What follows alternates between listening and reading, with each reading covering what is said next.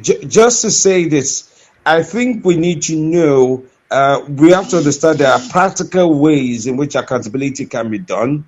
One of those practical ways is the fact that everybody has a mobile phone streaming. I don't know if you heard of the story of in which they said the person who filmed the car being taken away in that incident in Delta State was detained until the state minister from Delta State had to intervene. We have to understand that people who film whatever is going on, right or wrong, people who are looking for how to be accountable and share. I insist, share the accountability process. How you would do your 2 plus 2 to give you 4 might be different from how I get my 4, which may be 1 plus 3. So you have to be able to share your formula of accountability. So the police need to be able to tell us when 2, 3 of their officers do air, and yes, what you've done, where are they, what has happened, are they in court, know the likes of that. And the officers themselves need to know clearly that there are implications for every choice they make, both implication by the fact that there are laws that could jail them, that the public will get to know about what has happened to them, and all kinds of other things. So we need not just to be accountable, but to share the accountable process for everyone to know about day by day. This would affect a little bit of a social change, I believe. Thank you very much, Femi. And in closing, Gabriela, I, I mean, our job is cut out for us when it comes to this issue of ending SARS and police brutality. Uh, Going forward, should we make this a daily part of our conversations every other day to make sure that we drive the story home and maybe sound like a broken record? Will that also be a solution to the problem? I think that it may not necessarily have to be a daily conversation, but we need to keep the pressure on. We need to keep the heat on. We need to ensure that every single day the government, the police force is feeling us, is hearing us. And we can only achieve that if we continue to keep the tempo up with our demands. I think that would obviously put some heat on the police force, the security architecture, as well as the leaders, generally speaking, to ensure that indeed something is done. If we relax about this, if we get back to our normal lives and move on, we just might find ourselves here again in the nearest future, like we've been having in the past few years with the same hashtag and SARS issue. So I think we need to keep the heat on. We should not let this go. We should not let this slide until we actually see a change. I think we can keep the conversations going and keep that heat on.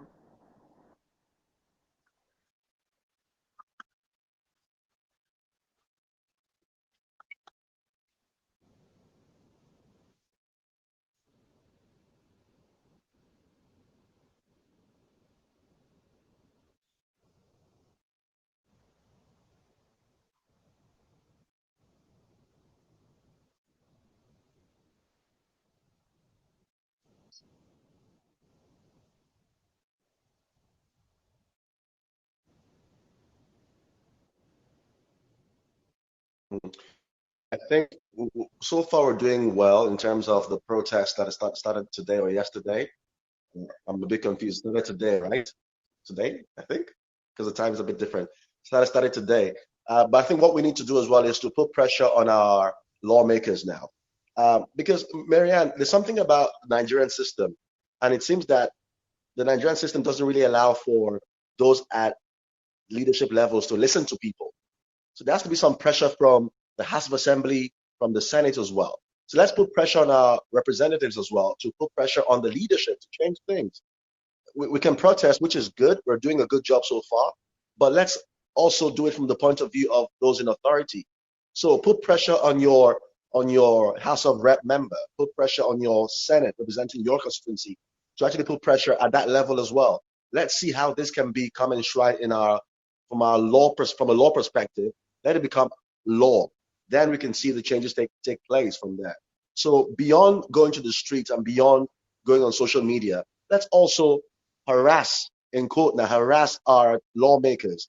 Let that man who represents a Che constituency, for instance, go to the House of Assembly and say, my constituents are complaining about this matter.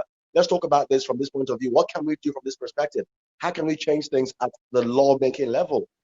If that happens, then Marianne, you'll have different points of pressure on this same issue. Then eventually something will give. Something has to give. And my hope is that something gives. But beyond that as well, Marianne, just to add to this, we need to start looking at those we recruit into the police force. Who are these people who make up the police force? What's the psyche of these men? How do we, beyond the just calling for people who are able-bodied to come and join the police, are we looking at their psychological profile? Are we looking at their makeup? Who are these people? Yes, so you're in an area. Do you have a criminal record? Are you in debt? Are you psychologically fit? Okay. Are you in order mentally? Are you in order mentally to actually go through the rigors of being a police officer? We need to start looking at who becomes a police officer moving forward. We can't just leave it to every Tom, Dick, and Harry who is languishing in the village somewhere and decides to make a living and has an uncle who knows someone in the police and decides to join the police because he's frustrated. We can't have such people being police officers or being police women and men and women. It won't serve us well, Marianne. We need to start thinking about who can join the police. For those who have been to university, for instance, you shouldn't join the police and stay in an office. You can actually join the police and go out there and be the man or woman on the roads performing those day-to-day duties as a police officer. So Yes. this mindset that only school dropout, only those who have O levels should be on the roads, while those who have university degrees should be in the office, is just a terrible idea. Let's have people who have the right frame of mind to actually be on the street to help make things better. Well, I want to thank you, gentlemen and lady. Thank you very much, Daniel Braid, public relations. Well, he used to be a broadcast journalist with Nigeria Info FM, but he's now a public relations expert. You still are a journalist. I mean, you can never go away. Once you are, you can never leave it. I think you're on a break now. You will get back. You find your way home. I also had Gabriela Anyanwu. She is a broadcast journalist. She presents the Midday Dialogue on Nigeria Info FM. It's Nigeria's #1 talk radio. Femi D. Amele is also a host of the Morning Crossfire on Nigeria Info FM in Abuja, the Federal Capital Territory. Thank you, gentlemen and lady, for joining us. It's been an interesting conversation. We hope that these conversations will still continue on different platforms. It's a problem because it could be me tomorrow, it could be you tomorrow, but we want to make sure that the police's duty is to continually secure and protect our lives. Thank you, gentlemen. Thank you, everyone who's watched us. I want to appreciate all our guests from the previous stream. Thank you, Peter, Lord of Virgins. Thank you very much for your thoughts. Okay, everyone who's joined us on the previous stream and this one, thank you so much. It's been a great conversation. I'll see you guys next week, Thursday, with another interesting conversation. Thank you, Daniel, for staying up early from Australia to talk to us. I love you. Thank you. Have a great day, you guys. Good night from Nigeria. I'm Mariana Cohn.